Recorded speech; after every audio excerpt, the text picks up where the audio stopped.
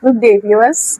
Welcome to Central Focus, where all political issues and discussions are analyzed. The topic of discussion today is money politics versus true representation. I am your host, Suleiman Matula, and here with me is Dr. Yusuf Kekere, a medical practitioner who is also into political analysis. Dr. Yusuf, welcome to the program. Thank you very much, Lima. Thank you for joining us. So before we proceed, these topics led us to this wonderful question. Do Nigeria know what they really want? Because youth are always said to be leaders of tomorrow. But this youth in question does not have the funding to raise an electoral form. So let's go into the topic of discussion. Can civic education work when hunger is in the curriculum? How do we teach a man to reject 10,000 naira during an election? It's all right. Thank you very much. When you say hunger, is an enemy of humanity. Hunger is an enemy of development. Hunger is an emergency. Hunger deserves urgent attention. When you are in the midst of hunger, hunger is a distraction. So in the civic education or in whatever aspect of life, hunger forms a part. It does not thrive. So the basic necessity of mankind is to make sure the act for hungry is deleted. When I mean it's deleted, it's satisfied. In a day when you can feed yourself, then you are good for any development of your life. So in an ideal functioning nation where hunger is a pandemonium, there's no tactical development any formidable government can put on ground that will thrive. Any formula you use to make sure the country move front, as long as there is hunger, it does not work. That is why youth, the middle age, the old age, hunger cuts across that age variability. When a youth is hungry, he or she is open to any form of crime. When the middle age is hungry, he or she is open to any form of social, emotional, pathological destruction, any form you think of.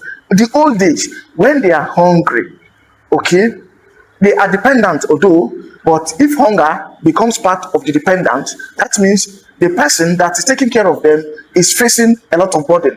So it becomes a negative feedback for you taking care of the elderly because they are elderly and hunger is part of it. And you taking care of them doesn't have what it takes to feed them. And then how do you make sure you are going to attend to them as an elderly? How do you develop yourself? Because they become a burden. So therefore, if hunger is in a curriculum, no civic education works. No civic education is being induced or absorbed by the people. Are you getting me? So at the end of the day, hunger is a threat to any development in any part of the world. And then the youth, to be forming any part of political system, it does not hold. It does not hold because, yes, we are not equipped with financial arsenals. So how do we purchase forms? How do we join political party? So the trend of the old politician to continue to manipulate things, to continue to rule, to continue to dominate, is going to be a long time, expectation. Yes. So, Doctor, what do you think should constituents do after election to get true representation? The constituents, what do they do to get true representation? The constituent can get true representation if the youth does not stand alone. You and I know the financial capability of any youth this day is not enough to match up with the present political stance.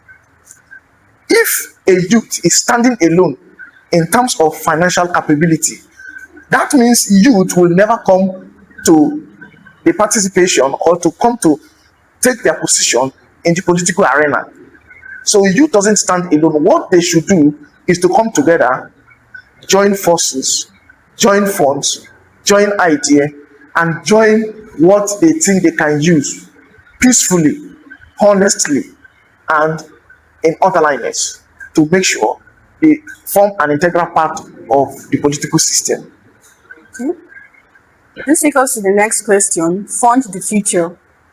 What does funding the future mean in practice? Funding the future means not just saving money for them. Funding the future means having some palpable or measurable indices of development on ground. When you fund the future, that means you have good education for them.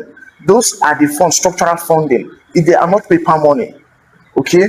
When you have good electricity supply for industrialization, then you are funding the future. When you have a proper budget for security and proper usage, then you are funding the future. When education is properly addressed in a manner that it's going to be including everybody, both they have and they don't have, then you are funding the future. When ethical revitalization is regularly stressed to make sure people are educated on the need to make an orderliness of the society, you are funding the future. The list of funding the future is having something like paper money, where we call like the CBN now, which is a bank as a bank, okay? It is having money for the future of the banks. That is just bank, and that is money. But funding the future is not just having money in deposit. But when you have every other aspect of development that can take the country forward, that means you are funding the future, something that they can fall back to, like a foreign reserve.